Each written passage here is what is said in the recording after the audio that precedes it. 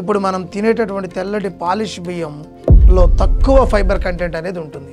అనేక పోషకాలు కూడా చాలా తక్కువ స్థాయిలో మనకు లభ్యమవుతున్నాయి. కానీ ఈ గ్లూకోజ్ మాత్రం చాలా అధిక మోతాదులో ఈ బియ్యంలో ఉంటుంది. అందువల్ల ఈ వైట్ రైస్ అధికంగా తింటే మన శరీరంలో ఉన్నటువంటి గ్లూకోజ్ స్పేక్ అయ్యే అవకాశాలు ఎక్కువగా ఉంటుంది. లాంగ్ రన్లో ఇది డయాబెటీస్కి దారితీసే అవకాశాలు మెండుగా ఉంటాయి.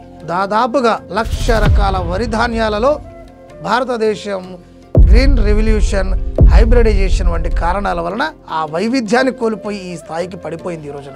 ఇప్పుడైతే మన దేశం అంతా ఒకే రకమైన పోషకాలు లేనటువంటి తెల్లటి బియ్యం అత్యధికంగా తింటూ ఉన్నారు, అనారోగ్యాన్ని కొని తెచ్చుకుంటూ ఉన్నారు. ఇక్కడ అర్థం చేసుకోవాల్సిన విషయం ఏమిటంటే కేవలం అన్నం తినే అలవాటు అనారోగ్యానికి కారణం కాదు.